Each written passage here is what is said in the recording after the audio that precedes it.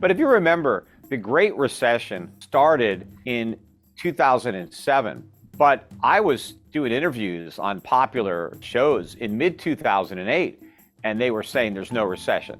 So what happened was all these economists went backwards and revised down all the data, and then they said, okay, I guess we were in recession. They didn't even think a recession was coming. But the fact of the matter is we were actually in one at the time, and they couldn't even see that. And then I think it's going to be very hard for the recession deniers to continue to put a positive spin on this economy. They're going to have to admit that we're in recession. The question is the Fed going to change course as a result of that admission, or is it going to continue with the rate hikes and quantitative tightening, making a bad situation worse, which is what it should do. But the question is, will it do that? Well, I think the real reason that the dollar rose was not just that rates rose, but that the markets believed that these rate hikes were going to work, in that they were going to bring down the inflation rate. The Fed said that we're going to return inflation to 2%, and we're going to do whatever it takes to make that happen. And the markets basically took the Fed at its word. So they bought the dollar on the idea that these high rates were going to produce positive real returns for dollars. But I think as the markets come to terms with reality that despite the rate hikes, inflation is not going down to 2%.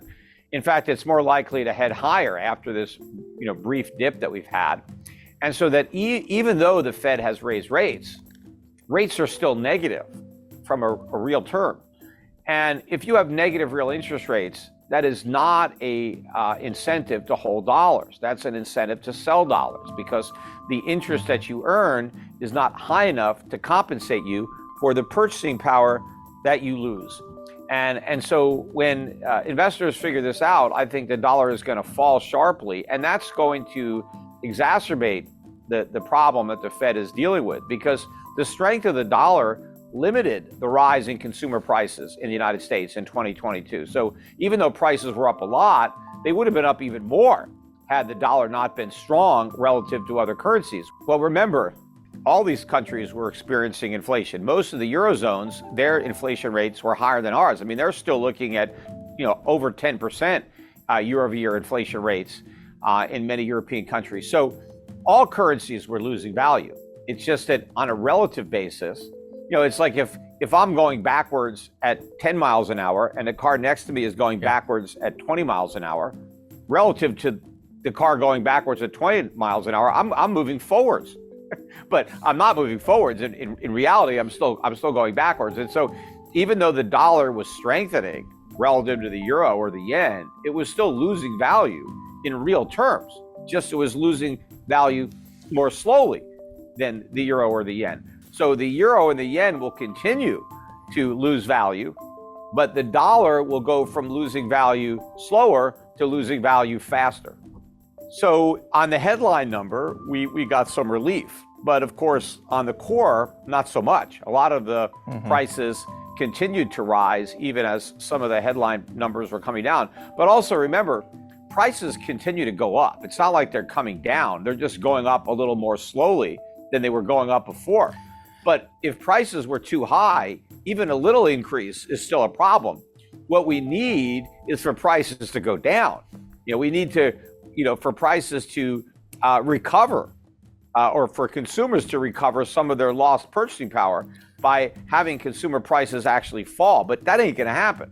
Right. All we can hope for is that they rise more slowly. In fact, that's what the Fed's goal is. The Fed's goal isn't to reduce prices. The Fed's saying that we're hoping to reduce the annual increase to 2%. But those 2% increases are going to come on top of all the increases that preceded them. So if prices go up, I think over the last 2 years, they're up better than 15%, even the way the government measures them. In reality, they're probably up closer to 30%. But even if they start going up 2% from here, we're going up 2% from a much higher level, than we were at before. But of course, we're not going down to 2%. We're not even getting anywhere near 2%. Before we get close to 2%, we'll be above 10%. I don't know that the rate hikes had much to do with it, other than maybe they had something to do with the break in commodity prices temporarily. Because remember, those rising interest rates actually feed into higher consumer prices, because Really? people forget that, well, interest rates are prices, right? And so like any other price, they get factored in to finished goods. Like if I am a business, Yeah. I have labor costs, I have raw material costs, well, I also have interest rate costs. Maybe I borrowed some money to build a plant or whatever I'm doing.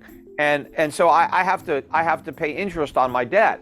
Well, if interest rates go up, well, that's a cost of doing business. I might have to raise prices to cover that. Same thing if you're a landlord. What if I own a bunch of apartment buildings and I have debt on those apartment buildings? Yes, I have costs that I need to recover, but one of those costs is the interest on the money I borrowed. So I may have to raise rents on my tenants to cover the higher cost of servicing the money I borrowed to buy the apartment complex in the first place.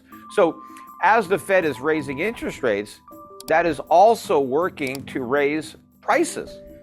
Well, no, they're not going to suck up the lower margins. They'll go out of business, and then the ones that remain will have less competition, and then they'll be able to raise prices. But take a look at the example of houses. Yes, higher mortgage rates mean that house prices are going to come down, and they've already started to come down.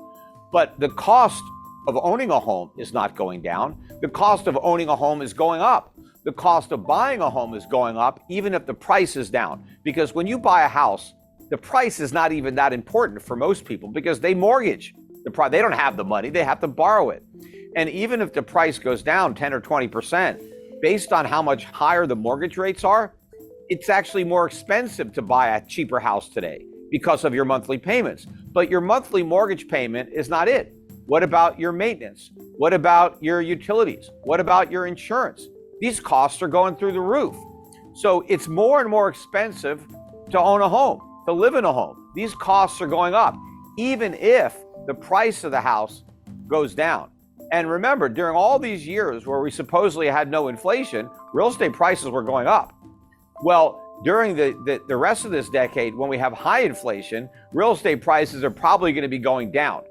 And of course, the other thing that has to happen is that interest rates have to rise to a level that exceeds the inflation rate by a comfortable margin. Yes, I have heard because that. Yeah. what needs to happen in order to bring down inflation is we need people to stop spending and start saving. And so why would people save? Well, if they can earn a yield that exceeds the inflation rate, then they're going to get paid to save. Then they'll do it. But if you still hold interest rates below the inflation rate, nobody's going to be dumb enough to save. Everyone's going to spend their money as soon as they get their hands on it, and that is going to make the inflation problem worse. Also, when you look at prices, you have two things going on. You have demand, but then you also have supply. Mm-hmm. And so demand is being fueled by money printing and spending, but we need more supply.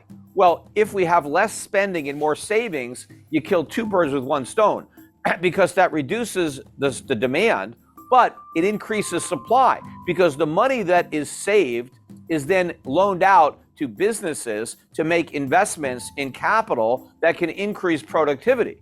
So by encouraging savings and discouraging spending, we get less demand and more supply, and that helps reduce prices. But we're not doing that. We're not getting extra savings, so we're not getting additional supply. Yeah. And consumers are running up their credit cards, their all-time record highs, yes. Maxed out on mortgage debt, maxed out on auto loans.